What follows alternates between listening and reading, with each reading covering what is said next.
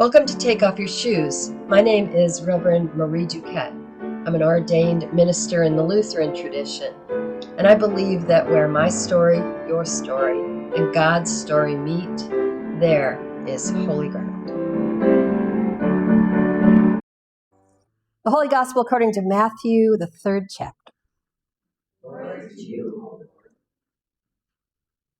Then Jesus came from Galilee to John at the Jordan to be baptized by him. John would have prevented him, saying, "I need to be baptized by you, and do you come to me?" But Jesus answered him, "Let it be so now, for it is proper for us in this way to fulfill all righteousness." Then he consented. And when Jesus had been baptized, just as he came up from the water, suddenly the heavens were opened to him, and he saw God's Spirit descending like a dove and alighting on him. And a voice from the heavens said, "This is my Son, the beloved, with whom I am well pleased." It's the gospel of the Lord. Praise to you. Please be seated. I know that you each bring into this sanctuary your hopes, your joys, your dreams, but also your worries and pain, your fears, your grief. And I pray that the experience of worship itself might be a balm to your body, mind, and spirit. May the meditations of my heart and the words of my lips be acceptable in your sight, good Lord. I need to ask you today to perhaps be willing to add to your burden by reflecting with me on the news this week and finding its connection to the words of the prophet Isaiah in the Gospel of Matthew. Because something distinctive happened in our country this week. A veil has been torn back. People who have been blind are now seeing. And once you regain your sight, it is nearly impossible to look away. What you have is a change of perspective. What you have is an epiphany. Let's begin with a brief history review. Christopher Columbus was not the first foreign explorer to land in the Americas. We know this. Indigenous peoples have populated the Western Hemisphere for tens of thousands of years. When Europeans, led by Christopher Columbus, landed here, the result was a devastating loss of life, disruption of tradition, an enormous loss of lands for indigenous peoples in the Americas. It is estimated that in the 130 years following first contact, Native America lost 95% of its population. We were told this was inevitable, necessary even. We were told the Native Americans were savages, and their forced relocation and suffering was justified. Between 1501 and 1867, nearly 13 million African people were kidnapped, forced onto European and American ships, and trafficked across the Atlantic Ocean to be enslaved, abused, and forever separated from their homes, families, and cultures. We wrote into our Constitution that a Black person was only worth 3/5 of a person. And the Fugitive Slave Clause protected slavery and delayed its ban. Shortly after the 1941 attack on Pearl Harbor, the U.S. government forcibly relocated more than 100,000 people of Japanese heritage from their homes along the West Coast. They were sent to internment camps to live in dirt floor huts without privacy, adequate food, or health care.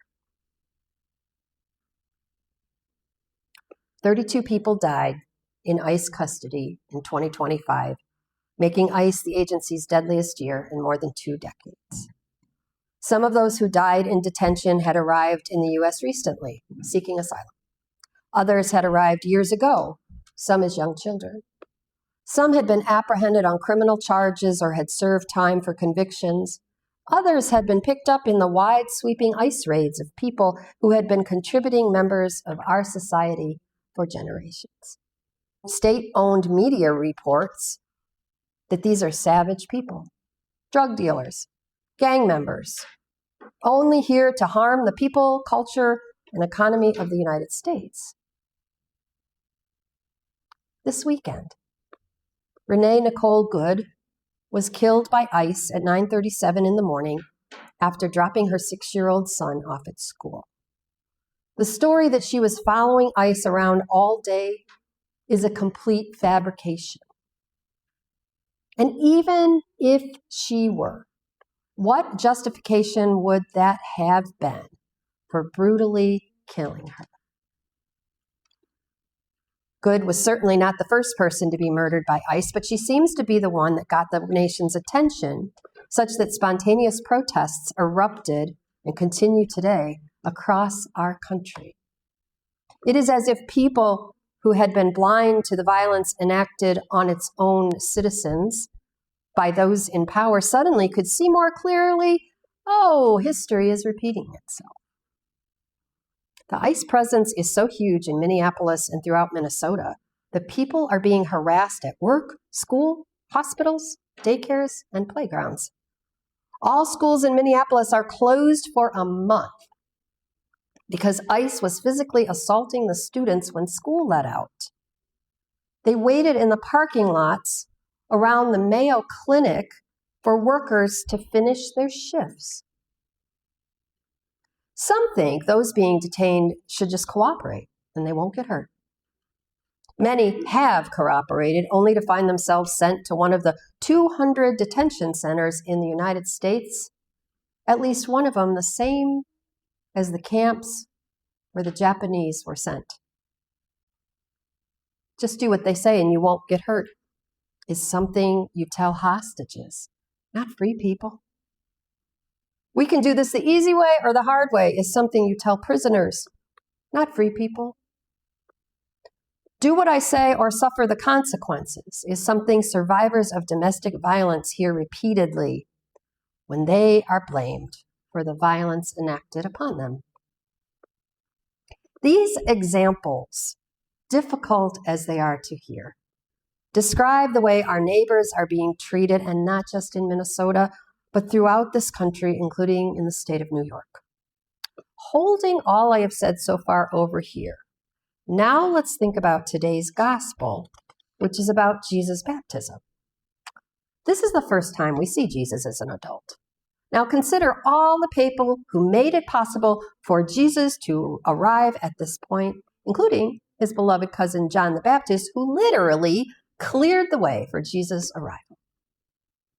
Jesus would not have made it to adulthood, much less his baptism, without individuals and communities who were committed to listening to God and protecting the vulnerable, even at great risk to themselves, loving their neighbors.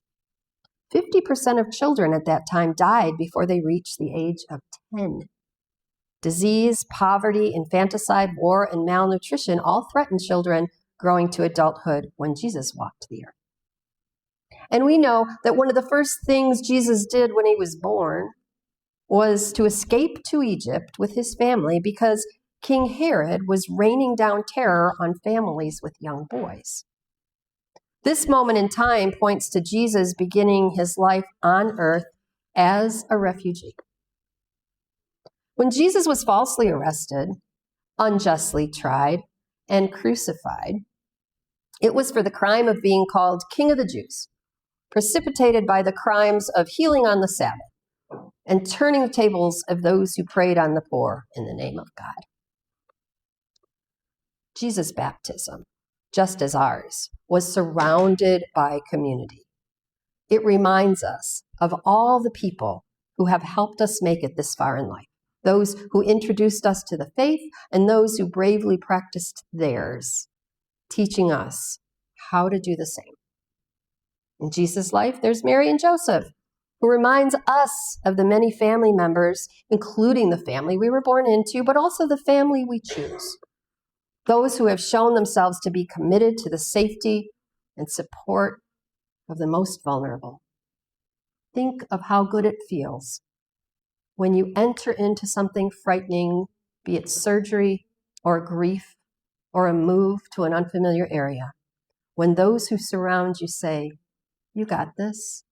You can do this. I'm right here. I'm with you." The Magi highlight the protection of and care for Jesus provided by broader society.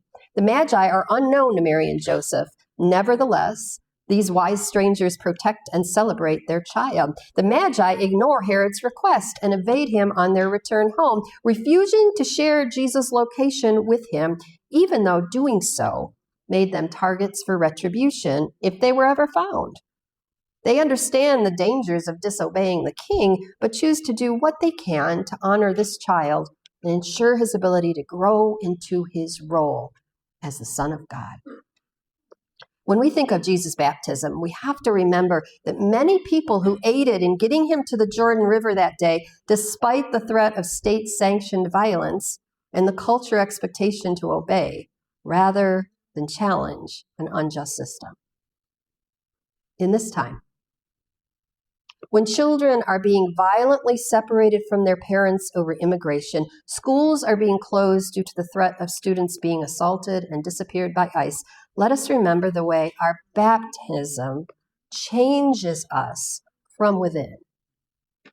Theologians say it this way: in our baptism, we die and are born again. We rise anew into a life we do not live for ourselves, but for others.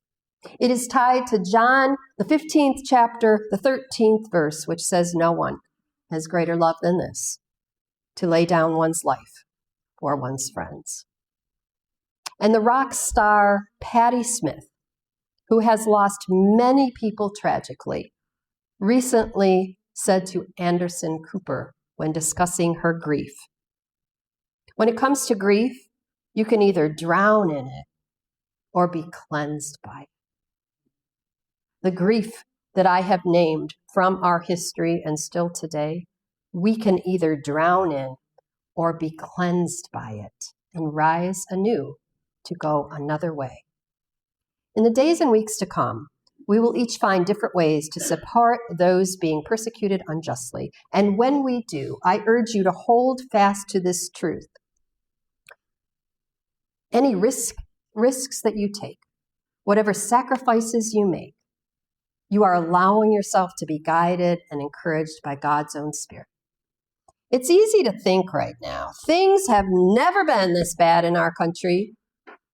I would add to that, we have never been so close to changing systems in this country so that all people are valued, protected, and supported the way Jesus modeled when he walked among us.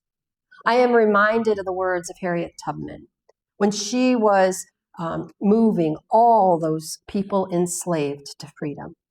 And her mantra was, if you hear the dogs, keep going.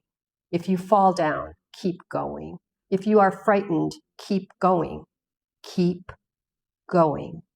And the result was she got hundreds and hundreds and hundreds of people to freedom. In the words of James Baldwin, not everything that is faced can be changed, but nothing can be changed until it is faced. As we strive together to protect and gather all of God's beloved community, let us pray without ceasing. From today's Psalm 29, verse 11, O Lord, give strength to your people. Give them, O Lord, the blessings